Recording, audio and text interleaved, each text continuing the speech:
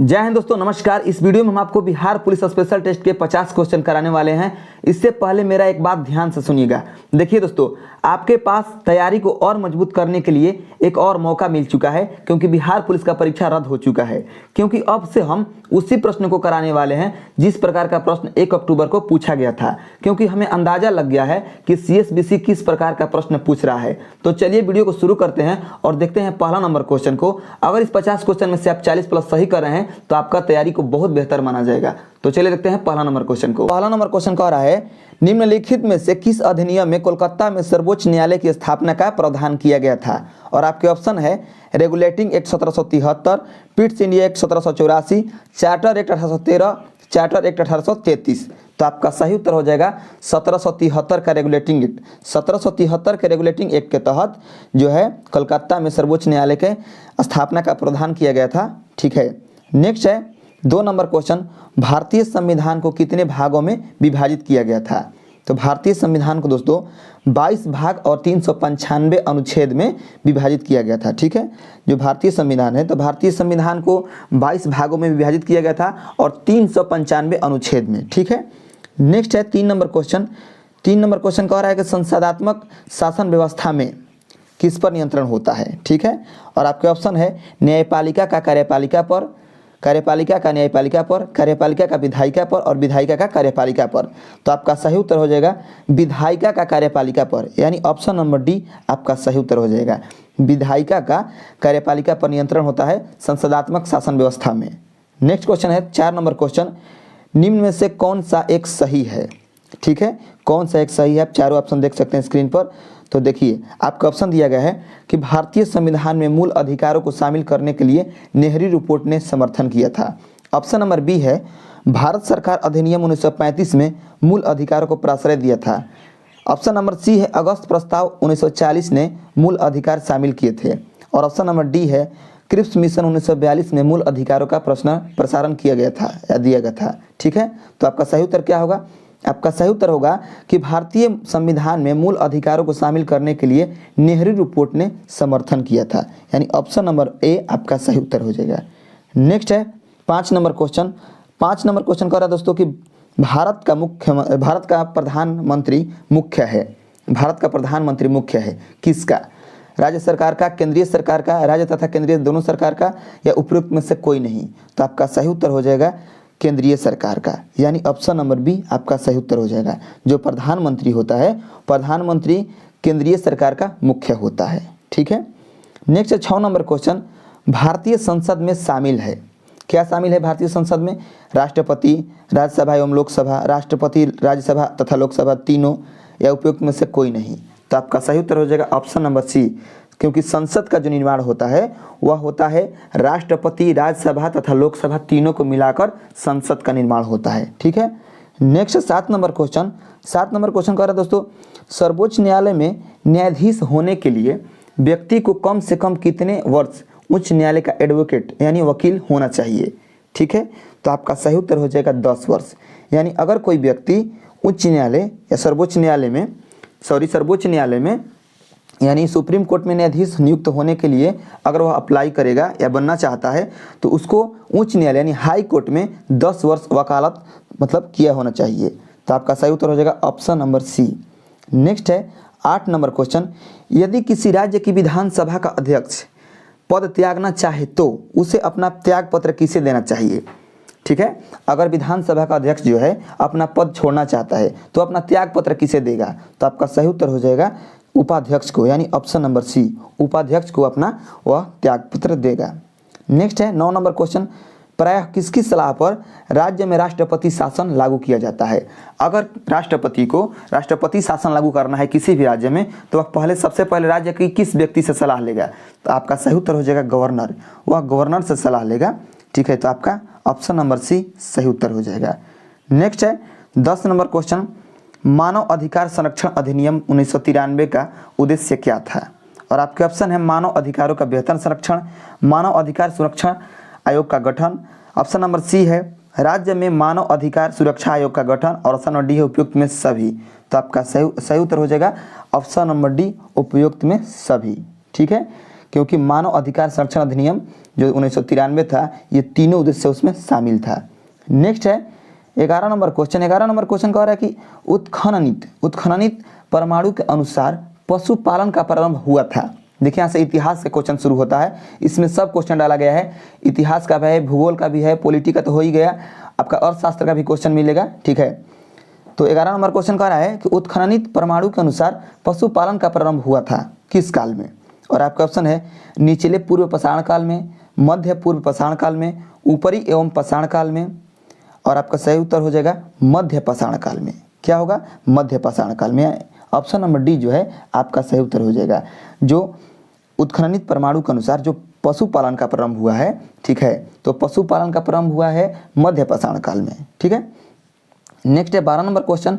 मध्य पाषाणिक प्रसंग में पशुपालन के प्रमाण जहाँ मिले हैं वह स्थान कौन सा है? ठीक है, और आपका ऑप्शन है लांघनाज, बिरभानपुर, आदमगढ़, चौपानी, मांडू। तो आपका सही उत्तर क्या होगा? आपका सही उत्तर हो जाएगा दोस्तों आदमगढ़, यानी ऑप्शन नंबर सी आपका सही उत्तर हो जाएगा। मध्य पाषाणिक प्रसंग में पशुपालन के प्रमाण जहाँ से मिले हैं वह स्थान है आदमगढ़। नेक्स्ट है 13 नंबर क्वेश्चन।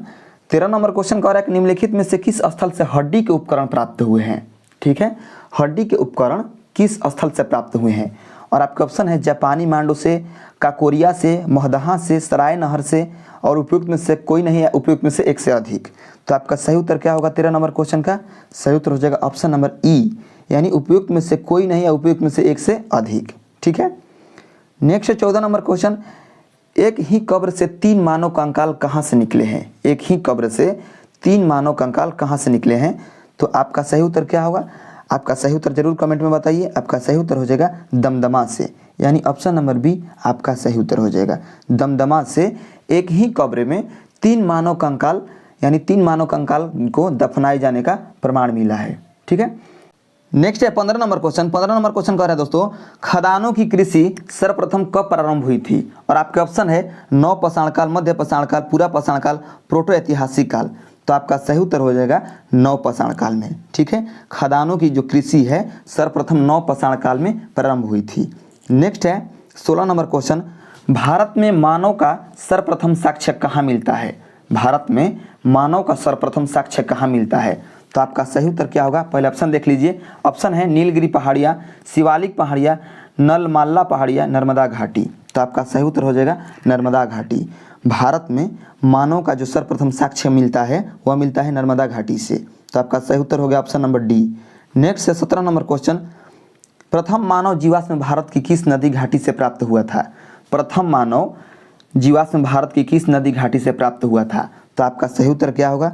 आपका सही उत्तर हो जाएगा नर्मदा नदी, यानी ऑप्शन नंबर डी आपका सही उत्तर हो जाएगा।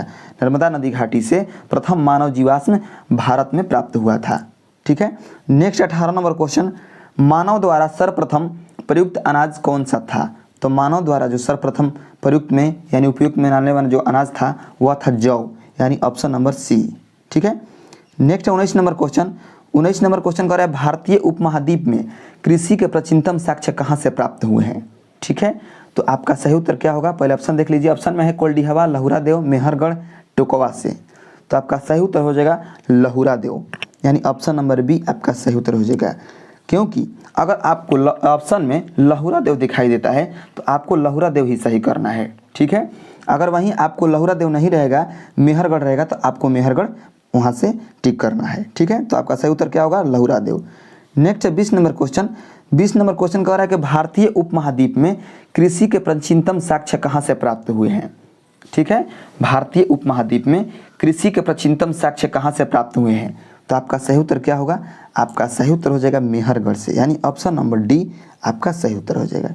नेक्स्ट है 21 नंबर क्वेश्चन। क्षेत्रफल की दृष्टि से, यहाँ से भूगोल का क्वेश्चन अब शुरू होता है। क्षेत्रफल की दृष्टि से भारत का विश्व में कौन सा स्थान है? और आपका ऑप्शन है 5वां, 6ठा, 7वां, 8वां। तो आपका सही उत्तर हो जाएगा 7वां। क्षेत्रफल की दृष्टि से भारत का विश्व में 7वां स्थान है। नेक्स्ट है 22 नंबर क्वेश्चन। 22 नंबर क्वेश्चन कह रहा है कि भारत के लिए निम्नलिखित कथनों में से कौन सा असत्य है? ठीक है, और आपका ऑप्शन है भारत विश्व का 7वां सबसे बड़ा देश है, ये बिल्कुल सही है। ऑप्शन नंबर बी है भारत जनसंख्या की दृष्टि से विश्व का दूसरा देश है, ये भी जो है सही है। नेक्स्ट है सी नंबर, इसकी भूमि सीमा का विस्तार लगभग 15,200 किलोमीटर है, ये भी सही है। ऑप्शन नंबर डी कह रहा है सर्वप्रथम सूर्योदय इसके मिजोरम में होता है, नहीं, सर्वप्रथम सूर्योदय अरुणाचल प्रदेश में होता है। तो आपका सही उत्तर क्या होगा? ऑप्शन नंबर डी, क्योंकि पूछ रहे कौन सा कथन असत्य है। नेक्स्ट है 23 नंबर क्वेश्चन, किस जिले से 70 डिग्री पूर्वी देशांतर रेखा गुजरती है, वह कौन सा है? ठीक है, जिस जिले से 70 डिग्री पूर्वी देशांतर रेखा गुजरती है वह कौन सा जिला है? और आपका ऑप्शन है जोधपुर, जैसलमेर, धौलपुर, नागौर। ये चारों जिला राजस्थान के हैं। तो हमें ये बताना है कि 70 डिग्री पूर्वी देशांतर रेखा किस जिला से होकर गुजरती है। तो आपका सही उत्तर हो जाएगा जैसलमेर से। जो जैसलमेर है ये राजस्थान में है और यहीं से 70 डिग्री पूर्वी देशांतर रेखा होकर गुजरती है। नेक्स्ट है 24 नंबर क्वेश्चन, कर्क रेखा किस राज्य से होकर गुजरती है? और आपके ऑप्शन है ओडिशा, बिहार, उत्तर प्रदेश, आंध्र प्रदेश। देखिए, अगर आप चारों ऑप्शन को देखेंगे तो आप कहेंगे तो इसमें से किसी में नहीं गुजरता है, लेकिन आपको कहीं झारखंड दिखाई दे रहा होगा, तो झारखंड से ये रेखा गुजरती है। ठीक है, तो बात करें कि झारखंड का, तो जो देखिए यहाँ से दिया है बिहार कोस्ट में झारखंड, तो ये तब तक का क्वेश्चन कर रहा है जब तक बिहार झारखंड से अलग नहीं हुआ था। अगर उस फॉर्म में पूछेगा तो आपका बिहार झारखंड अगर साथ में दिया है तो आपका उत्तर जो होगा बिहार होगा। अगर वहाँ से सिर्फ बिहार अकेला दिया होगा तो आपका बिहार उत्तर नहीं होगा। ठीक है, तो इसमें जो होगा आपका बिहार सही उत्तर हो जाएगा, बिहार झारखंड। नेक्स्ट है 25 नंबर क्वेश्चन, कर्क रेखा गुजरती है किस राज्य से? ठीक है, और आपके ऑप्शन है मध्य प्रदेश, त्रिपुरा, मिजोरम, इनमें सभी। तो देखिए जो कर्क रेखा है वह भारत के 8 राज्यों से होकर गुजरता है। ठीक है, और उसके ऑप्शन है गर्म छाछ पी तृप्ति मिलेगा। अब सॉरी ट्रिक है वो आपका कि गर्म छाछ पी तृप्ति मिलेगा, उस ट्रिक को हम बता देंगे। ठीक है, कि इसका कैसे होगा। गरम मतलब ग से गुजरात, रज से राजस्थान, मध्य से मध्य प्रदेश। ठीक है, छाछ मतलब छ से छत्तीसगढ़ और वहाँ से हो जाएगा झारखंड। तृप्ति मिलेगी उसमें हो जाएगा आपका त्रि से त्रिपुरा, मिलेगी से मिजोरम हो जाता है उसमें। ठीक है, तो इस प्रकार आपका सभी आ जाएगा और प से हो जाता है पश्चिम बंगाल। तो इस प्रकार आपका 8 राज्य हो जाते हैं। उस ट्रिक को हम बता दिए करेंगे। तो आपका सही उत्तर हो जाएगा इनमें से सभी, इनमें सभी होगा, क्योंकि मध्य प्रदेश से गुजरती है, त्रिपुरा से भी गुजरती है, मिजोरम से भी गुजरती है। तो भारत जो है आपका 8 राज्य, जो कर्क रेखा भारत से 8 राज्यों से होकर गुजरता है। ठीक है, नेक्स्ट है 26 नंबर क्वेश्चन, कितने भारतीय प्रदेशों से होकर कर्क रेखा गुजरती है? अभी मैंने आपको बताया कि 8 राज्यों से होकर गुजरती है। ठीक है, नेक्स्ट क्वेश्चन है 27 नंबर क्वेश्चन, भारत का एक राज्य जिससे कर्क रेखा होकर मतलब गुजरती है वह है। और आपका ऑप्शन है जम्मू कश्मीर, हिमाचल प्रदेश, बिहार, झारखंड। तभी मैंने आपको बताया है कि अगर ऑप्शन में सिर्फ बिहार होगा तो बिहार नहीं होगा, क्योंकि बिहार झारखंड अगर साथ दिया होगा तभी होगा।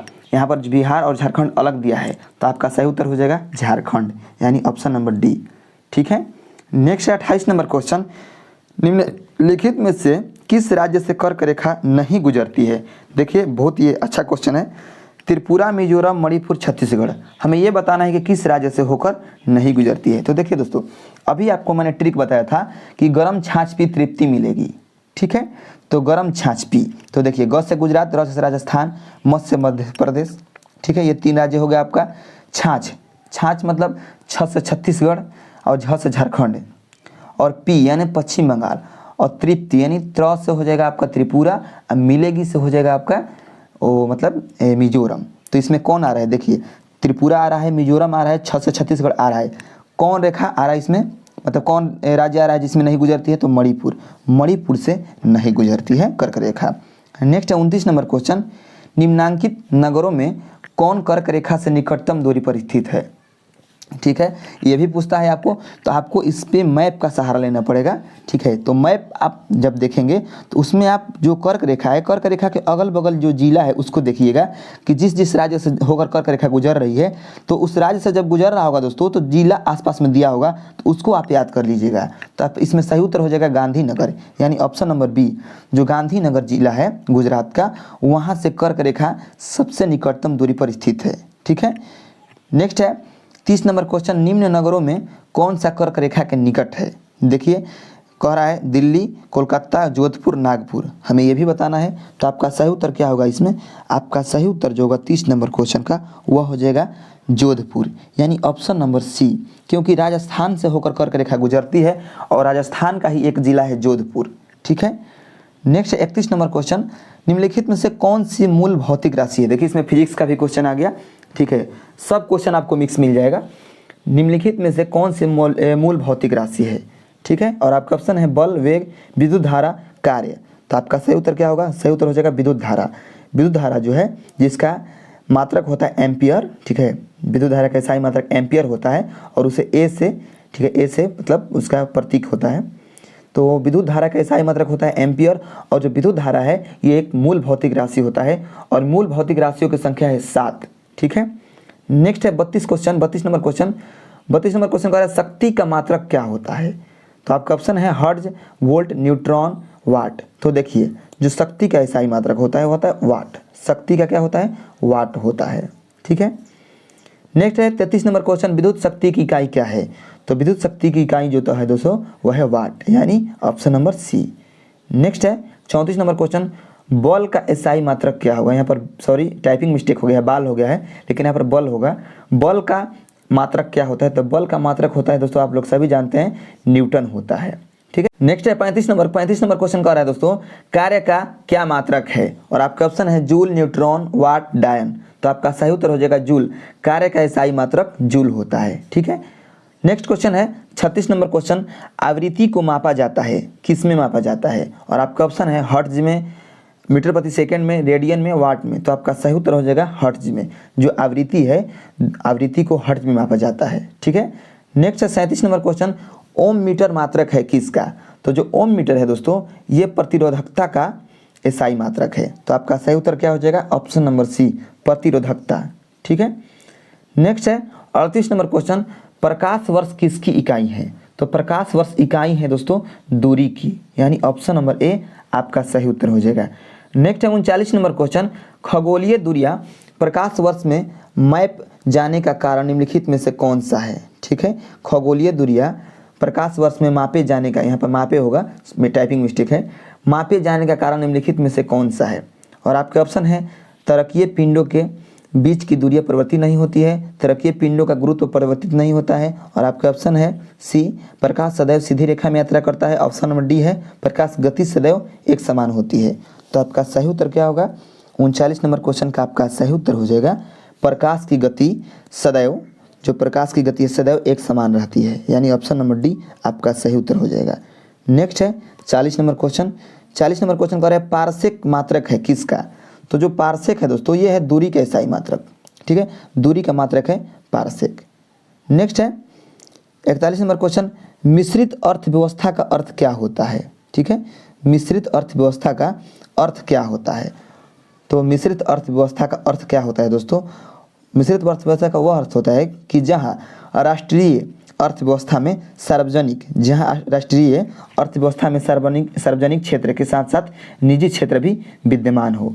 यानी राष्ट्रीय अर्थव्यवस्था में सार्वजनिक यानी सरकारी और निजी यानी प्राइवेट और सरकारी दोनों क्षेत्र मिलकर आपस में काम करें, उसे मिश्रित अर्थव्यवस्था कहते हैं। तो आपके ऑप्शन नंबर बी सही उत्तर हो जाएगा, ठीक है। नेक्स्ट है 42 नंबर क्वेश्चन। 42 नंबर क्वेश्चन कह रहा है भारत में मिश्रित अर्थव्यवस्था का क्या अर्थ है? तो भारत में जो है मिश्रित अर्थव्यवस्था का जो अर्थ है दोस्तों वह है सार्वजनिक तथा निजी क्षेत्र, ठीक है, सार्वजनिक तथा निजी क्षेत्र का सह अस्तित्व। अभी मैंने आपको बताया कि सार्वजनिक यानी सरकारी और निजी यानी प्राइवेट क्षेत्र का जब सह अस्तित्व हो यानी मिलकर काम करे, मिलकर मतलब आगे बढ़ाए देश को, तो उस देश में मिश्रित अर्थव्यवस्था होता है, ऐसा माना जाता है, ठीक है। नेक्स्ट है 43 नंबर क्वेश्चन, मिश्रित अर्थव्यवस्था का क्या तात्पर्य है? का तात्पर्य क्या है? तो इसमें भी आपका सही उत्तर हो जाएगा निजी एवं सार्वजनिक दोनों क्षेत्र की विद्यमानता, यानी ऑप्शन नंबर बी आपका सही उत्तर हो जाएगा, ठीक है। ऑप्शन नंबर बी जो है आपका सही उत्तर हो जाएगा, ऑप्शन नंबर बी, ठीक है। नेक्स्ट है 44 number question.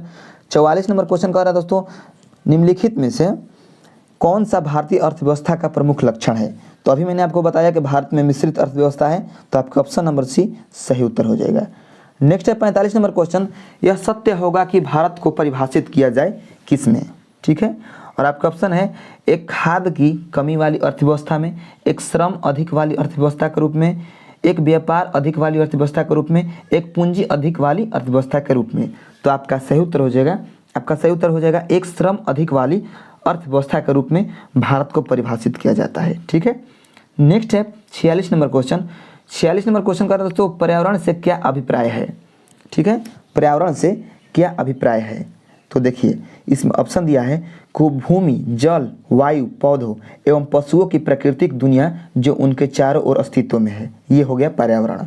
Option number B में है उन संपूर्ण दशाओं का योग जो व्यक्ति को एक समय बिंदु पर घिरे हुए होती है।